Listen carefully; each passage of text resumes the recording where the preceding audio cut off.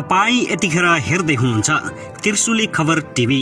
24 घण्टा ताजा खबरको लागि हाम्रो च्यानललाई सब्स्क्राइब गर्नुहोला, नजिक रहेको बेल आइकन दबाई हामीसँग जोडिनुहोला। अन्ततः गगन थापाले निर्वाचन आयोगमा तिरे 15,000 रुपैयाँ।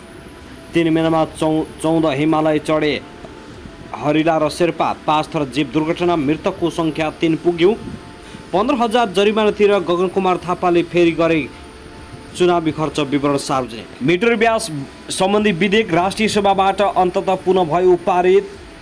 सुन तस्करीबारे दीपक राज गिरीको व्यङ्ग्य। भित्रबाट छाडिसकेका चिज जान्ने भएर बाहिर किन समातेको। तेस्रो कार्यकालमा भारतलाई विश्वकै 3 ठुलो अर्थमा पुर्याउँदैछु नरेन्द्र मोदी। सुन प्रकरणबारे सरकार विरुद्ध रवि लामिछाने र ज्ञानेन्द्र शाही साथै नेकपा एमालेका राष्ट्र नेताहरू संसदबाटै गर्जिए। सुन तस्करलाई सत्तारूढ गठबन्धनभित्र लुकाइएको आरोप। नारायण काजी श्रेष्ठमाथि यस्ता गम्भीर प्रश्न। सुन प्रकरणको अनुसन्धानमा राज्यले सम्पूर्ण हिसाबले सहयोग गर्छ। अर्थमन्त्री डा प्रकाश शरण महत। त्रिभुवन अन्तर्राष्ट्रिय विमानस्थल भन्सारको स्थलगत अनुगमनमा पुगे अर्थमन्त्री। कुमारी ब्याङ्कले कुलेश्वर र धुम्बा राहीमा खोल्यो शाखा। भक्तपुरबाट लागु औषध जय 2 जना पक्राउ। बालुवाटार जग्गा प्रकरणबारे माधव कुमार नेपाल अप्ठ्यारोमा, स्थिति जटिल बन्दै। यस्तो छ छानबिनको तयारी। बाबुराम भट्टराईदेखि माधव कुमार नेपालसम्मको नाम मुछिँदै विष्णु पौडेलका छोराका नाममा भएको बालुवाटार जग्गा प्रकरण के हो, यसबारेमा पनि सम्पूर्ण जानकारी आज केही समाचारमा। र सुन काण्डले धर्मरायो प्रचण्ड सरकार, के भन्छन् काङ्ग्रेसका नेताहरू। यस्तो छ भित्रभित्रै बुनेको रणनीति। नेकपा एमालेको नेतृत्वमा सरकार बनाउने तयारी सुरु। नेपाली काङ्ग्रेसका सभापति शेरबहादुर देउवाले दिए यस्तो चेतावनी। अब हेर्नुहोस् पुरा समाचार। दर्शक महानुभाव नमस्कार, तपाईलाई हार्दिक स्वागत छ हाम्रो च्यानल त्रिशुली खबर टिभीमा। यदि हाम्रो च्यानललाई अहिलेसम्म सब्स्क्राइब गर्नुभएको छैन भने सब्स्क्राइब गरी नजिक रहेको बेल आइकन दबाई हामीसँग जोडिनुहोला। दर्शक महानुभाव, फेरि पनि हामी तपाईहरुमाझ देशभरका विभिन्न समसामयिक राजनीतिक घटनाक्रम, बालुवाटार जग्गा प्रकरण, भुटानी शरणार्थी काण्ड साथै 100 किलो सुन काण्डबारे सम्पूर्ण जानकारीका साथ हामी तपाईहरुमाझ फेरि पनि उपस्थित भएका छौँ। हामी यो भिडियोलाई अन्तिमसम्म हेर्नुहोला, साथै कहाँदेखि हेर्दै हुनुहुन्छ, के भन्न चाहनुहुन्छ, तपाईँको मनमा लागेको प्रतिक्रिया कमेन्ट बक्समा छोड्न नभुल्नुहोला। समाचारहरू अत्यन्तै महत्त्वपूर्ण रहेका छन्, त्यसकारण यो भिडियोलाई अलिकति पनि स्किप नगरी अन्तिमसम्म हेर्नुहोला। जस्तो लाग्छ त्यस्तै प्रतिक्रिया पनि छोड्न नभुल्नुहोला।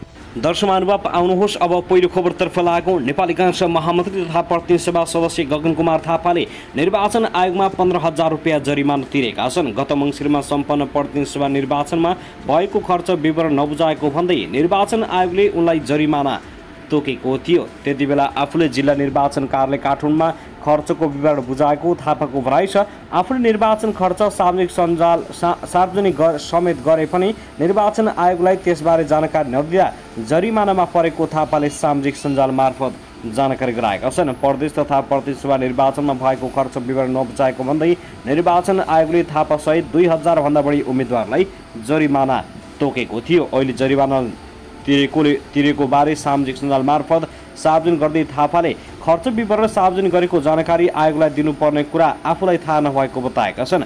थापाले प्रतिनिधि सभा निर्वाचनमा 23,42,768 रुपैयाँ खर्च भएको बताएका छन्।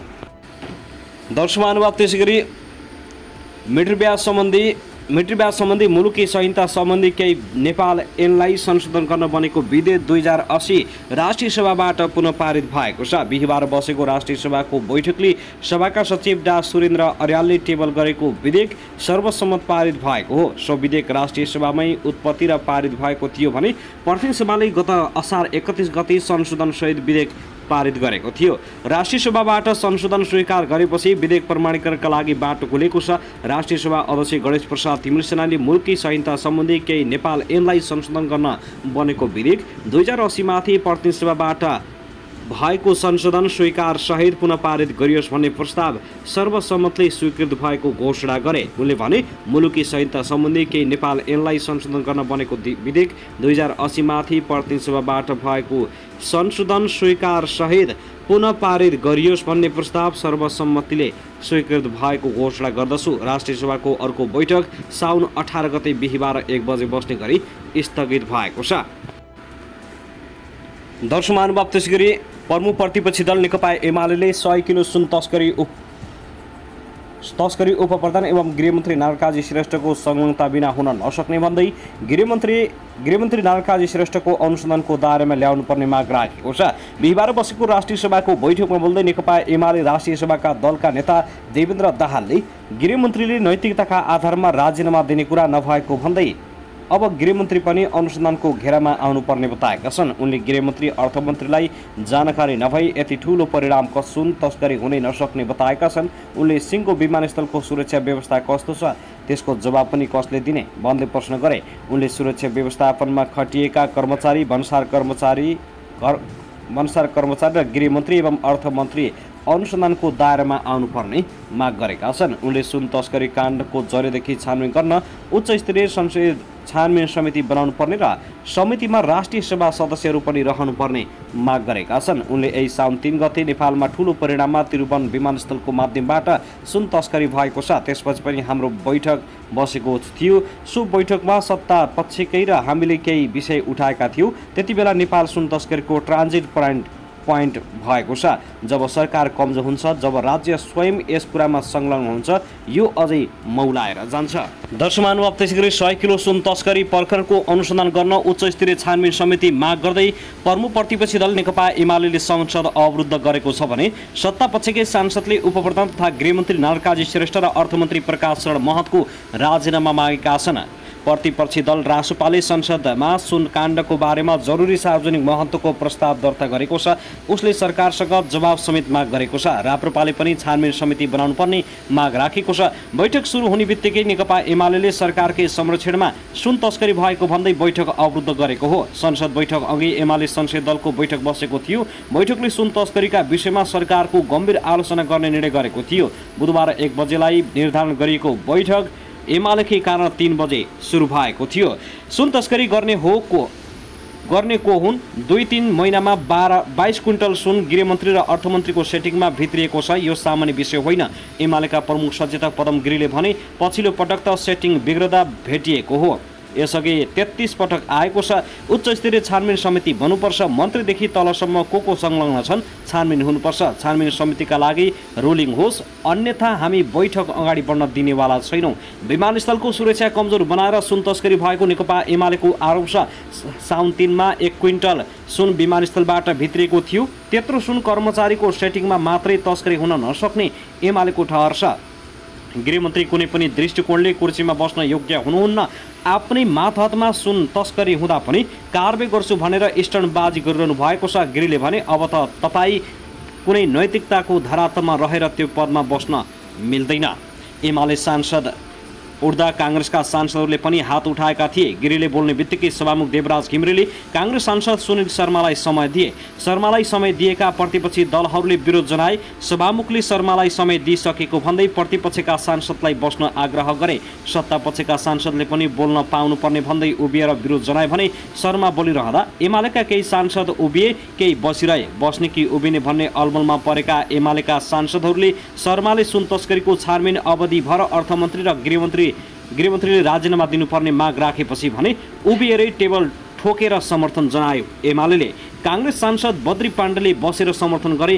गृहमन्त्री नारायणकाजी र प्रधानमन्त्रीले तुरुन्तै राजीनामा दिनुपर्ने, साथै अर्थमन्त्रीले राजीनामा दिनुपर्ने प्रतिपक्षको दर्शकमानव त्यसैगरी नेपाली काङ्ग्रेसले आफ्नो समर्थनमा बनेको सरकारले थालेका भ्रष्टाचार विरोधी कदमलाई साथ र समर्थन गर्ने सैद्धान्तिक प्रतिबद्धता जनाए पनि नक्कली भुटानी शरणार्थी प्रकरणमा जोडिएका पार्टी नेता बालकृष्ण खानलाई निलम्बन गर्ने विषयमा भने मौन बसेको छ। साउन 2 गतेदेखि 8 दिन चलेको बैठकका निर्णय सार्वजनिक गर्दै काङ्ग्रेसले भनेको छ, भ्रष्टाचारका सन्दर्भमा कुनै पनि दोषी नउम्क्युन् र कोही निर्दोष नफसुन् भन्ने हाम्रो पार्टीको नीति छ। पार्टीको निर्णयप्रति महामन्त्री गगन थापाले लिखित रूपमै फरक मत दर्ज गराएका छन्।